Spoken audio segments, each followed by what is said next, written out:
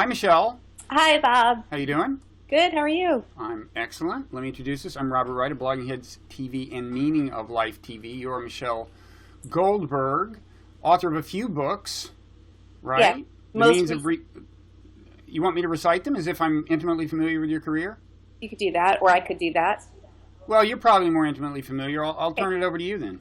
So my first book was called Kingdom Coming: The Rise of Christian Nationalism. It was about religious fundamentalism in American politics. I wrote a book about women's rights internationally called The Means of Reproduction, Sex, Power, and the Future of the World. And then in what I think on the surface seems like a major detour, I wrote this book about Indra Devi called The Goddess Pose, The Audacious Life of Indra Devi, the woman who helped bring yoga to the West. Right. And I wish I could hold up the book itself, but since I've been reading the Kindle version, I'm going to have to hold up my smartphone. The cover looks exactly like that. I think. Very nice looking cover. Published with the highly prestigious publisher Knopf. It's being very well received, and rightly so. It's really interesting. Very well written, predictably. Also deeply researched, and it also happens to be about something that fascinates me, even though I know nothing about yoga and have never done it. But the whole backdrop of the emergence of this thing, this bringing of yoga to the West and to America, fascinated me. And I want to talk. Were you about to say something? Well, I was just going to say, yeah, I mean, to me, it's like one of the most kind of underreported of cultural phenomenon, right? I mean, it's this huge phenomenon. I mean, as huge as, so many other sort of, I think according to Yoga Journal figures, something like 9% of American adults do yoga, right? That's like more than certainly participate in, soccer or, could be more than play basketball, if not watch basketball, probably is. I mean, it's just a huge, huge, huge cultural phenomenon that it gets covered within its own media, right? But its own media is rife with all sorts of myths and, yeah. There's been very little sort of sympathetic but skeptical analysis of this phenomenon. Right. And let me tell you what my vague conception of yoga had been before I read your book. First of all, I thought of it as basically just exercise, kind of like aerobics. I knew that sometimes people stood still for periods of time and did these poses, but I thought of it as fundamentally this physical exercise. I knew it had kind of a spiritual aura and was related to health foods and stuff and all of that. But I thought that by and large, it had kind of shed the authentic spiritual kind of clothing that it had in India long ago, and had ceased to be in any meaningful sense a spiritual enterprise. I learned from your book the story's actually more complicated than that in a couple of senses. I mean, at one point you say there was never any pure, unchanging tradition to corrupt in the first place, right? So the whole idea that there was this Platonic form of highly spiritual yoga ever is kind of misleading, right? I think it's particularly if you're thinking about the sort of physical practice of yoga, what's called hatha yoga. Like what you just said, that when you think of yoga, you think of this, kind of quasi-aerobics type of system. That, 100 years ago, that would have been sort of unintelligible, right? When you said yoga, nobody thought of a system of poses. Nobody thought of even really physical practices. When they thought either of meditation or kind of a system of philosophy. And the physical part of it emerged, in the context of Indian nationalism, right? When you basically had this global craze for kind of quote unquote physical culture at the beginning of the 20th century. And you had all of these, physical culture was very important to the Indian nationalists, in part because the British had justified their domination of India, partly on the grounds that Indians are kind of weak and, effeminate and can't quite take care of themselves. And so the Indian nationalists were very, very concerned with kind of strength in every sense. And some of this, they drew on Western tradition for some of this, right? At one point, the influence was kind of flowing west to east, at least along this particular dimension, right? Right. So you had, a lot of Indians who were very, very interested in bodybuilding, and there was a sort of bodybuilding superstar named Sandow, who when he went to India was just kind of rapturously received But at a certain point, just as the Indian nationalists were looking for their own indigenous version of things, I guess the most famous version is kind of spinning cotton, right? They also started looking for their own indigenous version of physical culture. And there was a number of innovators who sort of said, well, we have our own indigenous version of physical culture called yoga. Mm-hmm. And they took some things that had previously been understood to be yoga, elements that came from these sort of medieval hatha practices of renunciates, but also warriors and mendicants and all sorts of figures. And they combined it with some Indian practices, but that had never really come under the rubric of yoga, right? That had been things that traditionally Indian wrestlers did to get ready for their matches. And also with things that came from British Army calisthenics and a Scandinavian system of gymnastics. Mm-hmm. And this sort of mashup is where yoga as we know it today comes from. Right. And it's a fascinating story. The woman herself, who was actually born as Eugenia Peterson or something, she was Russian. She's a fascinating story for sure. Now, before we back up and kind of tell it from the beginning, I'd like to get a slightly clearer view in my own mind of what yoga is now and what it is to you, because you're a practitioner. At one point you write, you talk about how in the course of researching the book, kind of doubts about the authenticity of the tradition arise, but then you write, yet yoga remains as important to me as ever. My yoga classes even helped me deal with the doubts about yoga that occasionally emerged while I was writing this book. Now, for somebody who really doesn't know much at all about yoga, explain how yoga would help you deal with any kinds of doubts. Like, how does that work? I guess probably the same way. I don't think it's that different than how people find, people kind of find psychological solace in jogging, mm-hmm. or all sorts of practices. I mean, basically, as I wrote in the book, I started doing yoga in India and have, when I was in my 20s, and have long loved it and long been kind of intensely skeptical of everything that I've ever heard from my teachers. But the reason I stuck with it all these years is because it works, right? It makes you feel, calm and energized and stable and, measurably less neurotic, which is still somewhat neurotic in my case, but is like an intensely therapeutic.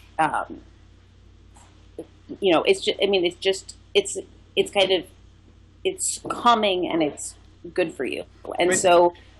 Well, is it calming just the way exercise is? Jogging is the example you brought up, or is it calming more the way What's that? I don't know if it has any sort of special magic powers that go beyond exercise, except in this regard. Well, I would say in two different regards. One, there's just deep breathing, right? So deep breathing itself has certain sort of physiological effects that are pretty well documented. And then I also think that there's instructions that are given in modern yoga classes that sort of mirror what you would do in cognitive therapy, mm-hmm. sort of to try to pay attention to how when you get into like a difficult position, your brain goes spinning off into like, well, I can't do this, and here's the other things I can't do, and here are the ways that my life is a failure. And I think if you're doing it all the time and you have a good teacher, you become very attuned to the way your mind works when you're in a position that makes you uncomfortable. And if you can learn to get some distance from that, which again, I think is not that different than what you would do in cognitive therapy. So to me, it has this sort of 3-in-1 thing, right? It has the physical aerobic side. It has deep breathing, which is, kind of constituent part of a lot of meditative practices. And then it has this sort of part that helps you, I think, maybe better understand the kind of familiar grooves of your mind. Now, that last part sounds to me like it has a fair amount in common with modern mindfulness meditation.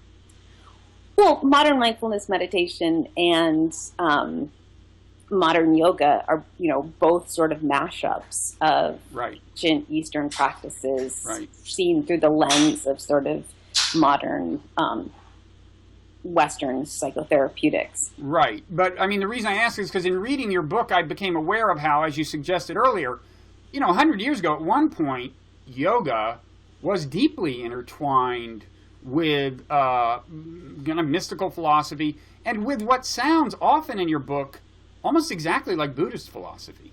I mean, there's an emphasis on non-attachment, the dissolution of the ego, the idea that the problems you're having lie in the thoughts you're having, not in inherent properties of the actual world, and so some distance from the thoughts or even vanquishing of the thought. Well, I mean, there are different parts of Buddhism and different strands, and what I just said doesn't apply to all of them. Right, and obviously, like Hinduism and Buddhism overlap in certain ways, don't overlap in other ways. There's, and also a lot of popular mindfulness. Some of it emerges from the Buddhist traditions, but some of it also emerges from transcendental meditation, which is, sort of a Hindu tradition, right? There's lots of ways in which the metaphysics of these are overlapping, but then there's also lots of ways in which they are sort of so far divorced from their religious origins, right? Because neither Buddhism nor Hinduism or, yogic philosophy is not really a method for learning to be more efficacious in the world, right? It's a kind of pessimistic... Not originally, no. Right, it's a very pessimistic philosophy about how to kind of completely destroy your attachment to reality. Well, people argue over whether the upshot is ultimately pessimistic, but leaving that aside, I guess in a way, a bottom line question I have for you is, do you consider your yoga practice spiritual? Not really. It's hard for me to say. I mean, I'm still, I was an atheist going into this, and I still am. You can be an atheist Buddhist. It's one of the reasons why I think, these practices appeal to sort of people who are both secular, but also, kind of unsettled. Sam Harris, I think, has a very strong meditation practice that he's written about.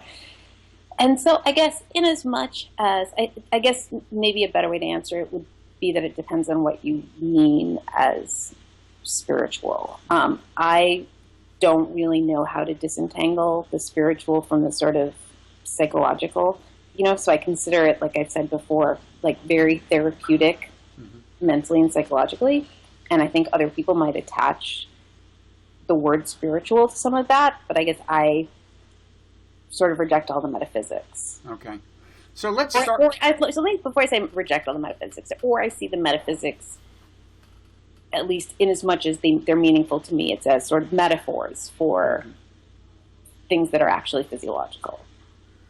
Okay, so let's do back up and kind of do a whirlwind tour of the story you tell. So the backdrop, culturally, we're going back to the, beginning of the 20th century, I guess, or even earlier in some cases. And by the end of the 19th century, you have this kind of crisis of faith, first of all, right? Where with Darwinism and everything, people are starting to doubt, the Christian faith, for example, and yet they're spiritually hungry. In some ways, that's still with us, right? I mean, that part is kind of familiar, right? Right. I mean, well, yeah, especially right now when you have this sort of, the kind of rise of the unaffiliated. When you look at the Pew polls, fewer and fewer people are associating themselves with traditional religions, and yet that doesn't necessarily mean that they're not believers. They're just sort of, a lot of them are searching. And so, yeah, I mean, I think that, when we say God is dead, right, it sounds like it's been said so many times that it sounds like such a cliche, but it was so cataclysmic to have your whole conception of the way the world works rocked in that way. Right. And people felt like, or those people who felt like their Christianity was no longer sustainable started thinking that they could find answers somewhere else, and a lot of them looked to India. Right. Now this, the woman at the center of the story, Eugenia, later Indra,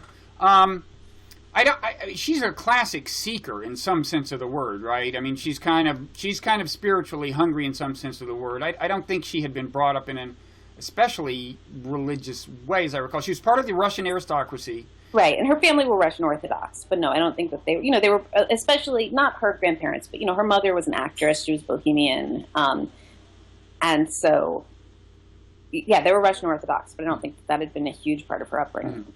But she's looking for something, right? She's traveling the world, and there's a series of people she kind of starts following, or at least absorbs a lot from, right?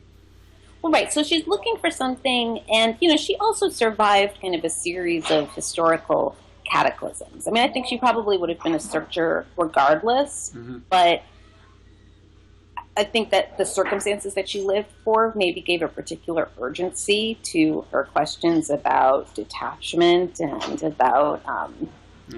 Yeah, the Russian Revolution was kind of unsettling for members of the Russian aristocracy. Yeah, exactly. So, right, and not just that. I mean, then she, like, part of the reason I was interested in her story is because it does live through so many kind of pivotal historical moments, right? So the Russian Revolution, Weimar Germany, and then after she learns yoga, Shanghai during World War II, the Japanese occupation, where she's living basically as a sort of a stateless person, because at that point she's married to a Czech diplomat who, all of a sudden there's no more Czechoslovakia, right? So she kind of, I think the fact that she is like a stateless person, and that she needs to sort of make, part of the way she deals with that, I think, is to make a virtue of it, and to make kind of statelessness almost a spiritual precept as opposed to just a material condition, right? So she really wants to kind of float over the surface of the world and not be bound by history and not be bound by, the sort of like churn of events. And she sees yoga as a path to doing that. Right. Now she gets involved early on with a movement known as Theosophy, which is one of the early reactions, in a way, to the crisis of faith we described. Right? It was like Westerners looking for something spiritual. They drew on some stuff from the East and so on. And what would you say? What's your thumbnail definition of what Theosophy was, and I guess maybe still is? Well, yeah, I mean, it still exists, but I mean, I basically see it as the grandmother of every New Age. New Age practice, New Age religion, New Age sect. I mean, it was founded by this sort of another fantastic, flamboyant Russian woman, Madame Blavatsky, who was also a member of the Russian aristocracy, and who came to the United States, was a medium and an itinerant clairvoyant. And she, along with some other people, including a man named Henry Seal Olcott, they basically had the idea of finding the essential wisdom in every great religious tradition. The idea being that you could that there was going to be one fundamental truth that is at the heart of every different kind of wisdom tradition. If you could find that, you could find something that is really, is really true. That was the initial idea, although in time their emphasis and their focus shifted more and more east. So it became sort of like a Westernized Hinduism or Westernized Buddhism. And one of the best known, probably, exemplars of that initial attempt you're describing is Aldous Huxley's The Perennial Philosophy, and Huxley is one of many interesting people who entered this story. I mean, her Indra Devi's path crosses with a lot of interesting people, as we'll see. Now, as far as Theosophy goes, there's a figure. A guy named Krishnamurti, a pretty well-known mystic, who later parted ways with Theosophy, but he was part of it for a while, and he was an important. He played a key role in her evolution, right? Krishnamurti is such an interesting person because even though I said I am an atheist, I think that there is something almost sort of mystical in the fact that he didn't become a monster, but actually did become a great spiritual teacher, right? He was just sort of so the Theosophists eventually relocated to a compound in Adyar outside Chennai in southern India, and it's still there. It's this fantastic kind of religious fantasia with a church and a synagogue and a mosque and temples and Gurudwara, every sort artifacts of every sort of religion. And one day, one of the theosophical leaders, who happened to have a passion for adolescent boys, saw this young man who was, it's kind of like scrawny, illiterate son of someone who worked on the grounds, and said, he's going to be a great savior of mankind. And they sort of anointed him, and he was given over to the Theosophists to be this great spiritual teacher. And so he was raised from childhood in the sort of theosophical hothouse. And then the irony is that when he gets to be in his 20s and starts giving talks, Westerners hear him as this voice of authentic India, when in fact he's been raised by these Westerners who, with their kind of pseudo-Indian Right, exactly. But they would have these things called the star camps, which I almost see as sort of like proto Decorous Burning Man type things, right? Where people like aristocrats and bohemians and artists and seekers from all over Europe and the United States would gather in these huge camps on the grounds of this palace in the Netherlands. And Krishnamurti would give talks, and there would be huge bonfires and music and, all sorts of different events, and everybody would camp. And it was at one of these events that she both encountered Krishnamurti and first learned how to meditate. And really, she'd had this dream of going to India since she was a teenager. Right. In yoga in India in kind of Silver Age Russia. But then it was really getting involved with theosophy that gave her a path to actually do that. Right. And this was, so really she, and she was quite taken by this experience, I gather, this meditative experience, before she really became seriously engrossed in yoga per se. It was meditation. In your view, Krishnamurti, it always seems amazing to me. It's kind of like the Dalai Lama. You just pick somebody when they're young. I mean, the Dalai Lama, at least they give rigorous tests to these 4-year-olds or whatever, so maybe there's some basis for, maybe there's a little bit of talent scouting going on, but it seems kind of amazing to me that somebody picks a poverty-stricken kid off the streets and he turns out to be a great teacher. Is your assessment of Krishnamurti that he really was a person of kind of deep insight and wisdom and... Well, yeah, to me, part of the extent of his deep wisdom and insight is that he ultimately rejects theosophy. Not that I see theosophy as a contemptible tradition, but just he was kind of given this empire and, with riches and groupies and institutions, and he turns his back on it and says that this is all, kind of decadent and it's facade and this isn't the path of truth. And, instead kind of develop this very spare and sort of... austere minimalist philosophy. So it's not that I necessarily that philosophy resonates with me so much. It's just that,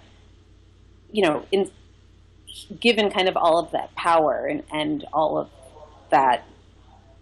those riches, that he doesn't take advantage. There's something, to me deeply admirable about that. Mm-hmm. Okay, so Indra Devi, whom I think I mistakenly called Indra Devi at one point. Well, I've actually been going back and forth about how I should refer to her because, as some people who speak Sanskrit have written to me to point out, the Indian term, like Sanskrit, you would say Devi, right? Devi means goddess. Mm. And the tricky thing is that she wasn't Indian. She changed her name to Indra Devi later in her life, and that was, almost universally how she was known. It was how people around her pronounced it. And so I keep finding myself, on the one hand, saying Indra Devi, on the other, sometimes I say Indra Devi, though, because that's well, I said none of the above, so that doesn't vindicate me. But but as long as we're on here, I assume the title of the book, The Goddess Pose, is a little bit of a double entendre. On the one hand, it is an actual pose in yoga, right, called the Goddess Pose. But is this a little bit of a comment on her? Yes and no. I hope that nobody. I think that people maybe take it as being harsher than I initially intended. To me, I think it's pretty sympathetic on balance. The book itself. I just mean the title. The title, yeah. To me, it was on the one hand. Well, it was almost like kind of a triple entendre, right? This is an actual pose. The name that she took means goddess. Mm-hmm. And I meant it to sort of refer to the fact that this has become such a sort of integral part of the lives of modern cosmopolitan women, right? Part of this story is about how yoga became such an adjunct to modern female life. And yes, it's also about this woman who reinvents herself over and over again as sort of a spiritual exemplar. Mm-hmm. Okay, so after she crosses paths with Krishnamurti, she then has a couple of really important kind of yoga per se teachers. And just to set the backdrop of this a little more, I was interested in your discussion of Vivekananda. So mm-hmm. He is, maybe as much as anyone, he was responsible for bringing the West and America in touch with Eastern philosophy and mysticism. In 1893, at the Parliament of the World's Religions in Chicago, which was a really important thing, very idealistic thing. Can't all the faiths get along? Aren't they all saying largely the same thing and so on? It's also, like I said, that was a very similar idea to Theosophy, and Theosophists were heavily involved in the Parliament of World Religions. Right. And he stole the show, kind of. Vivekananda, an Indian, right? Mm-hmm. And he burst on the scene, and he had kind of a dim view of Hatha Yoga, which is the kind most familiar to people, the kind that's about physical poses, right? Because he thought that the tradition is much richer than that. Well, it's not even that he thought the tradition is much richer than that. He thought that was kind of a completely unimportant part. That Hatha Yoga had been in serious disrepute. It had been kind of a marginal part of the yogic tradition that at that point was mostly practiced by sort of sideshow beggars. And, so he kind of just dismisses it outright. He said, there's a line or two about it in his book, and it's just like, we won't be spending very much time on it because it's very difficult and doesn't give much enlightenment. Mm-hmm. So part of what's tricky when you talk about kind of yoga's history, and particularly yoga's history in the West, is that it's this incredibly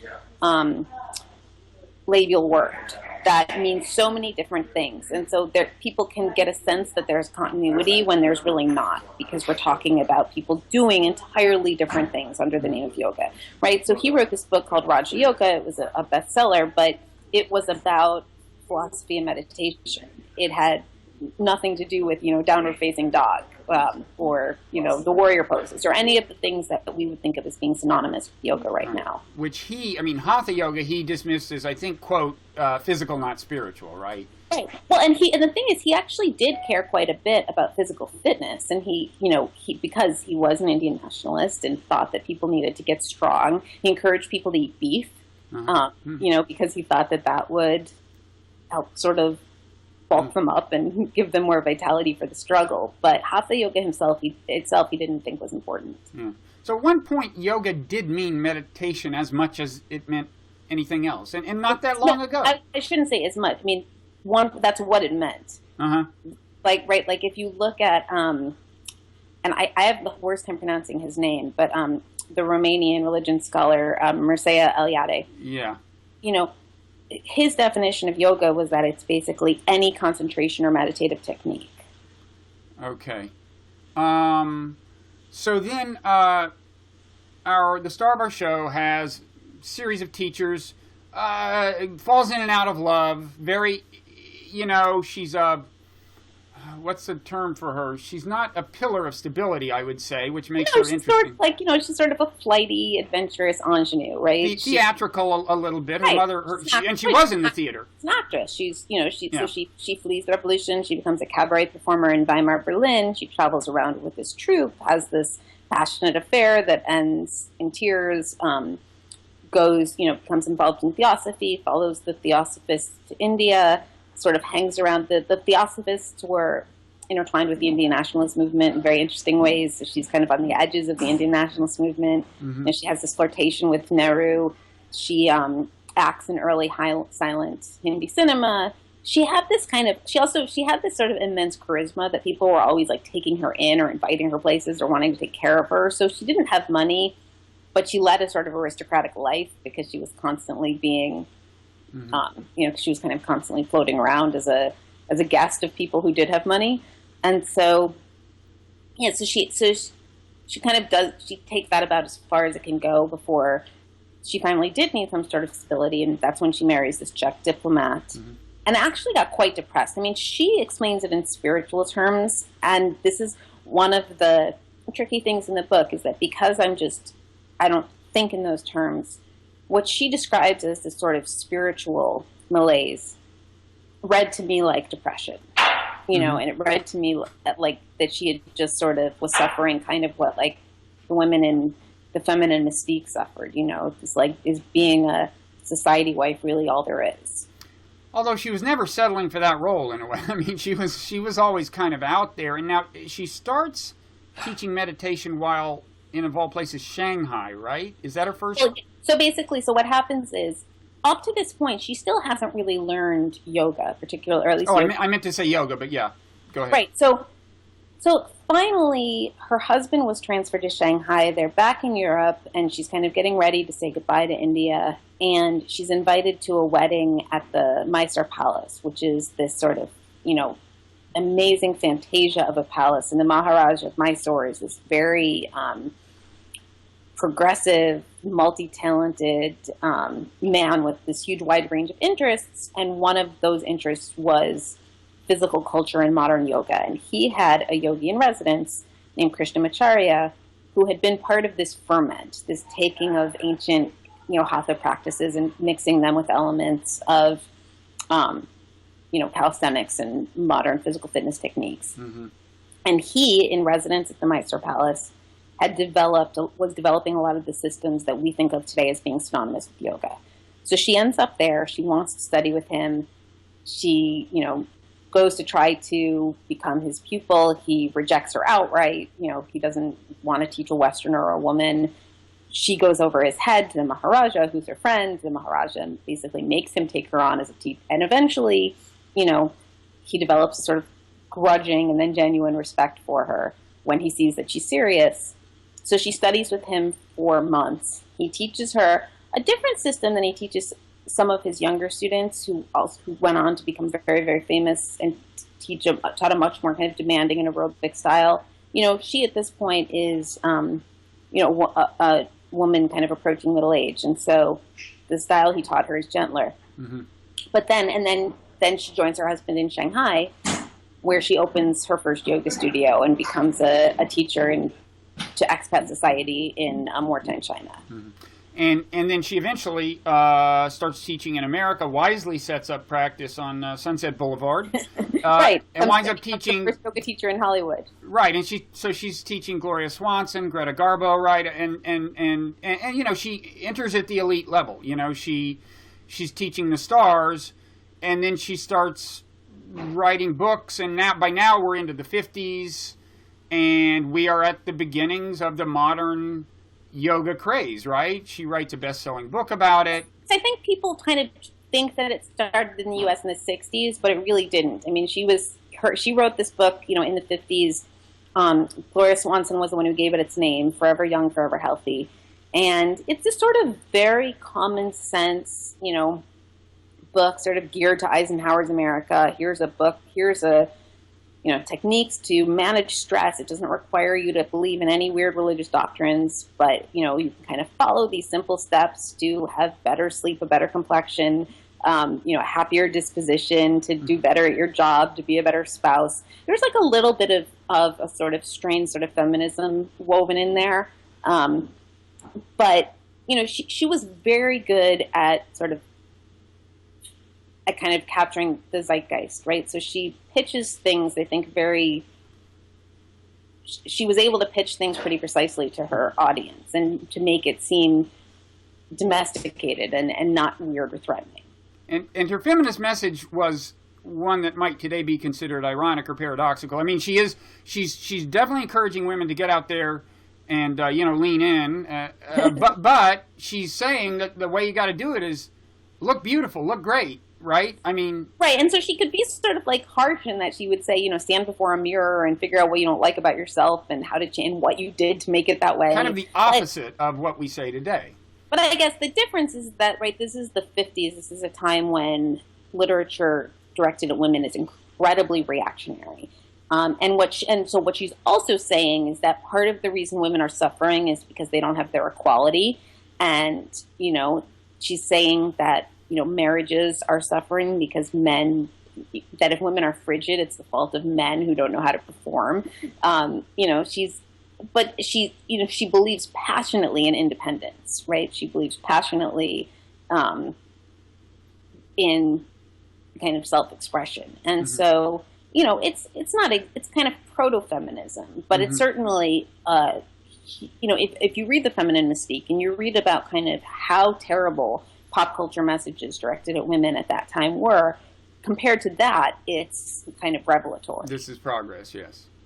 So, now she does, she continues to hang on to what I see as some kind of Buddhist themes, or at least Eastern themes. One of them is non-attachment, right?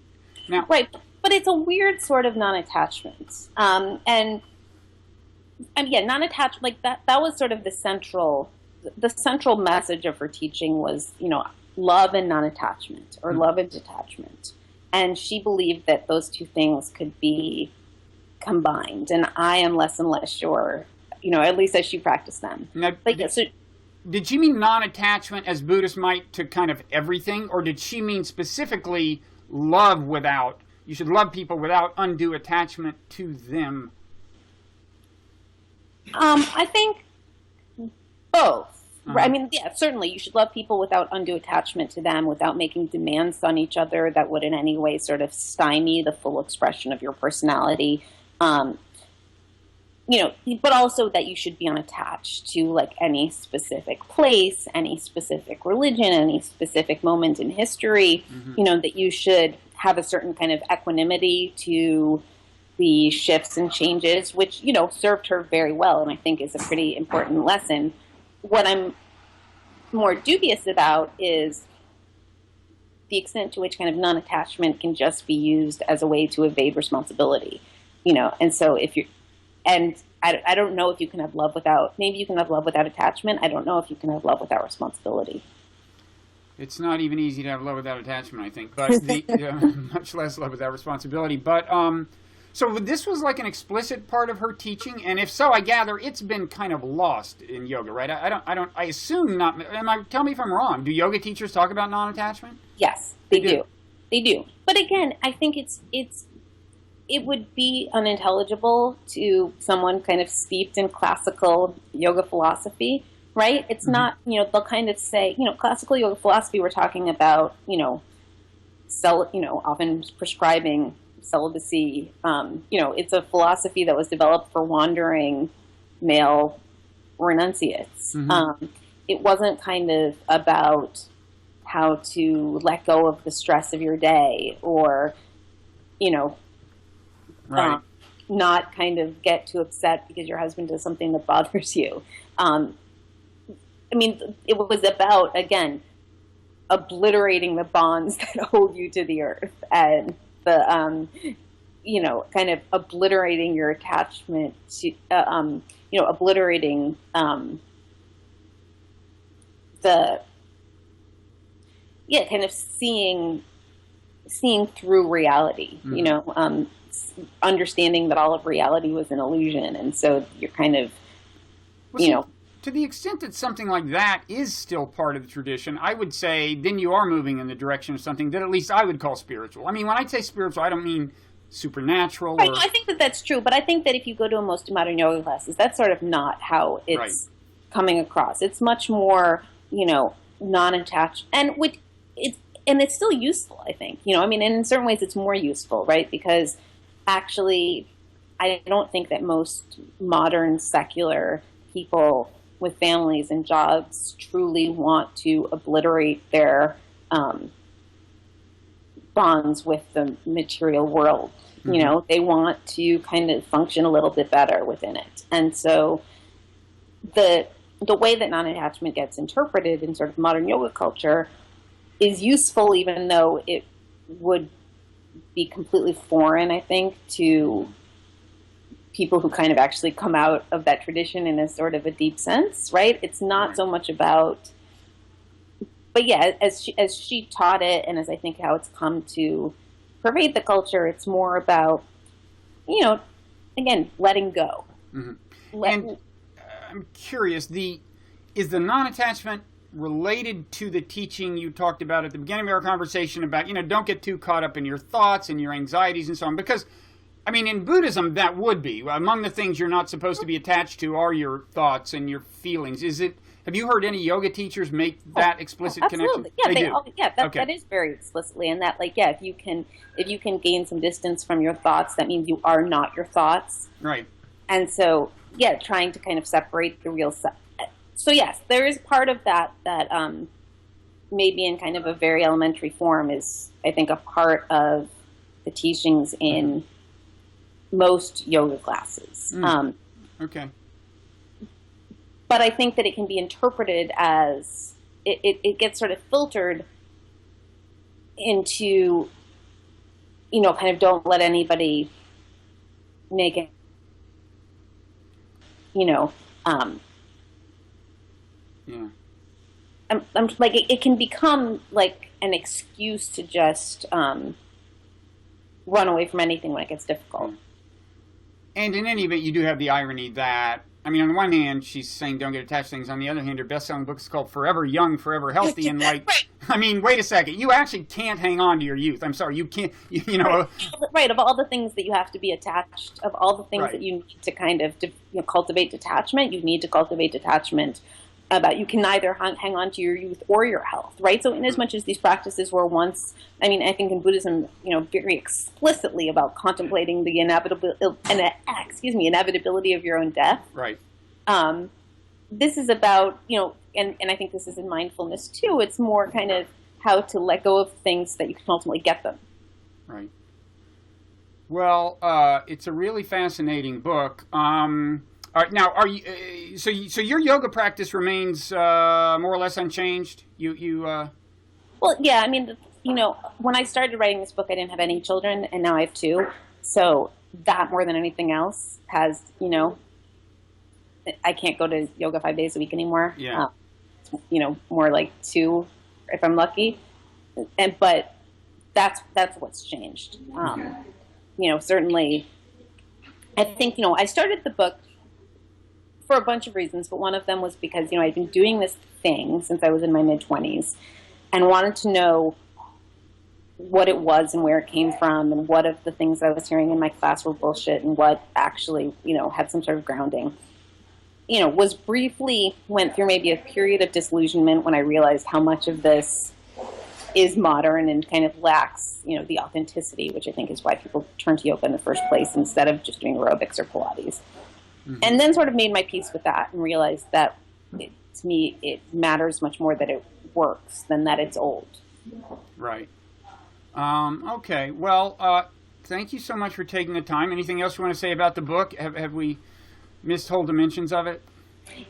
Well, again, the thing that, we certainly didn't get to her role in the American invasion of Panama. But again, I think that, to me, the thing that was so much fun about writing it was that she is the sort of Zelig figure, right? And so it does become this sort of strange counter history of the 20th century, up to and including Latin American politics during the Reagan administration. And that was actually one of the most fun chapters to write, and partly because the people from then are still alive. So Colonel Roberto Diaz Herrera, Noriega's second in command, who she inspired to try to overthrow him, helped me a lot when I went down there. Oh. And, still talks about her as kind of the greatest teacher that he ever had.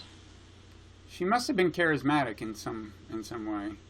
Yeah, I mean, I think, again, I don't really believe in cities or, yogic powers, but if I did, I would say that her charisma was one. And she lived to be what, 100, 102? She died just before her 103rd birthday. So there you go. So it works. I mean, I think that one of the lessons of the book, it might not be like a testament to the ethics of the practice, but it's a testament to the efficacy of the practice.